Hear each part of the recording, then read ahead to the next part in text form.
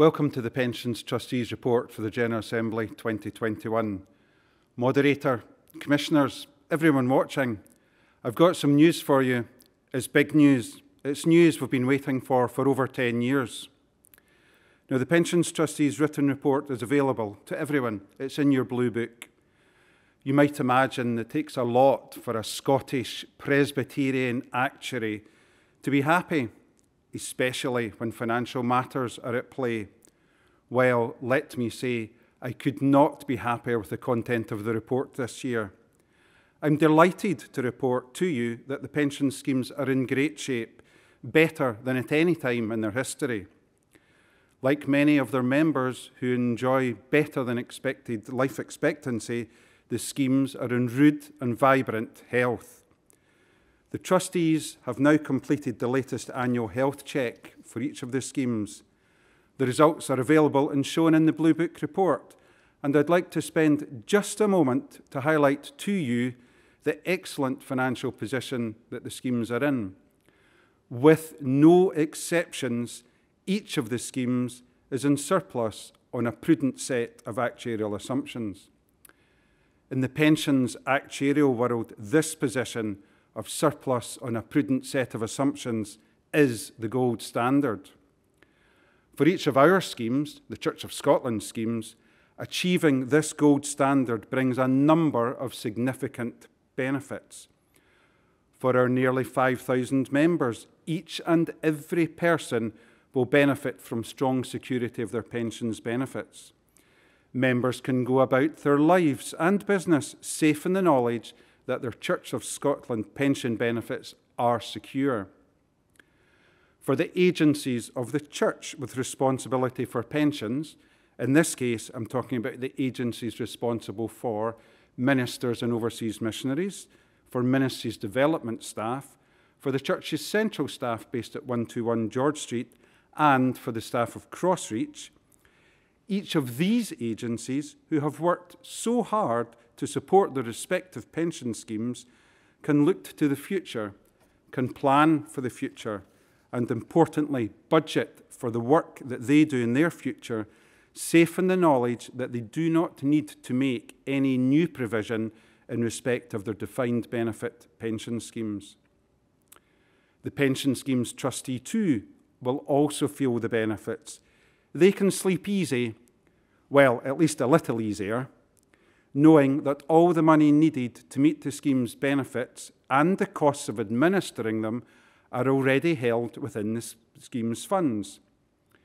Further, there are funds available within the schemes for trustees to consider granting discretionary increases to members' benefits. I'd now like to spend just a few moments to talk about what the trustees have been doing in respect of increases to members' pensions. Once again, I'm delighted that the trustees were able to grant and pay increases to members of each of the scheme sections. As a minimum, the trustees awarded an increase, all the increases established by scheme rules and legislation.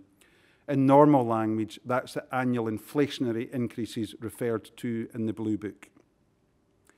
In addition, because of the strong financial position and where the scheme rules permit, the trustees also awarded discretionary increases. The details of that can be found in the Blue Book report. The pensions trustees are established to serve the interests of members. To anyone listening who you yourselves are a member of this scheme or have an interest in any of the schemes, I have an invitation for you from the trustees. We'd love to hear from you. Your views and experience of the schemes.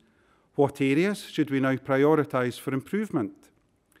Please just be in touch with me or any of the trustees or indeed with the pensions manager, Jane MacLeod. It's customary in this report that I cover at least a flavour of the work the pensions trustees have been doing on good governance, improvement projects and cost-effective management. The schemes continue to benefit from simplification work completed in recent years. This year, the investment strategy was simplified further by being made consistent across all the three schemes. The timing was right for this next step when Crossreach joined the other sections, becoming fully funded in January.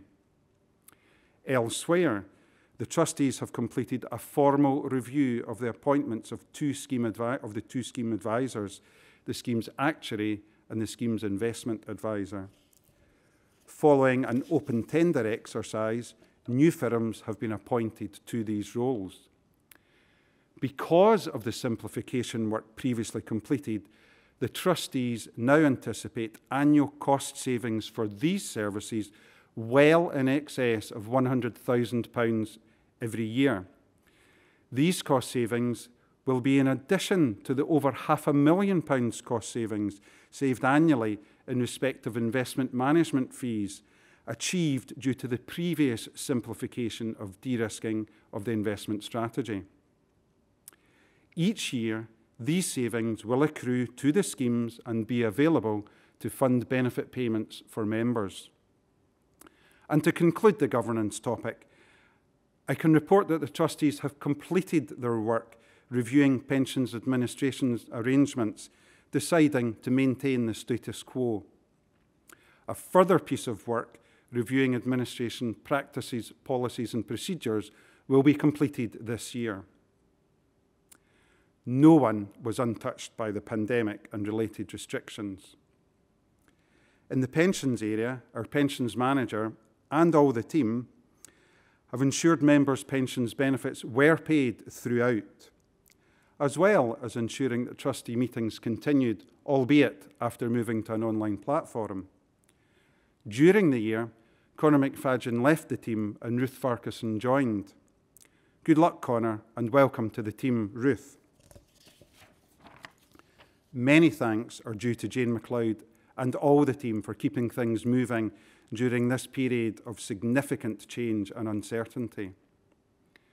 We also felt the support of the Chief Officer, who worked with Jane to ensure that IT arrangements were available for home working at very short notice, and that support was available when some tasks needed attendance at the office. Dave was in regular contact with Jane to keep her informed throughout the many iterations of restrictions. Thank you, Dave, for all your help. We simply could not have achieved what we have without the help and support of many people. I'd also like to thank all the pensions trustees for their continued time and input. During the year, John Thompson and Neil Campbell resigned as trustees. We were lucky to have Anne-Marie Gillan, Stuart Stephen, John Montgomery and Ian Gray join as trustees. Welcome, Anne-Marie, Stuart, John and Ian. Following her appointment as trustee for all three schemes at last year's General Assembly, I'm delighted that Lynn McMillan has also taken on the role of Vice Chair of the Pensions Trustees. Thank you, Lynn, and I'm looking forward to continuing to work with you in the role of Vice Chair. It's a timely reminder for me to take this opportunity to ask you, everyone listening, General Assembly 2021, to please consider if you or anyone you know would have the drive and energy to serve as a pensions trustee. No direct pensions knowledge or experience is required. Training's available. The key focus is on the commitment to serve. Please consider serving in such a role. The trustees would like to record their thanks to all those who have left the service of the schemes during the year. They embody a passion for service, which means working hard to improve the outcomes of all the scheme's members. The successes I've mentioned earlier could not have been possible without their contribution. Thank you all. This is also an opportune time to recognise the strength and depth of the resource available through our church family in this context to provide individuals with the skills, experience and willingness to serve as pensions trustees.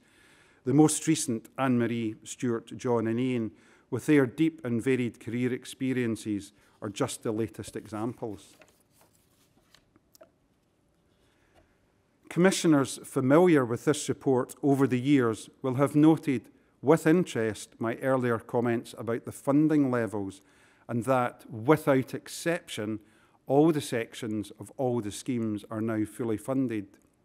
This is the news we've been waiting for over 10 years. It's a significant milestone, a historic moment, not only in the life of the pension schemes, but also for the broader church. On the 21st of January this year, the Crossreach section of the scheme for staff became fully funded. The conclusion of many years' collaboration between Crossreach, the Social Care Council, the broader church, represented by the Assembly trustees and their predecessors, and the pensions trustees. Each has contributed significantly to get the schemes to this position, and now, therefore, for Crossreach to be able to fully enjoy all the benefits I've set out earlier.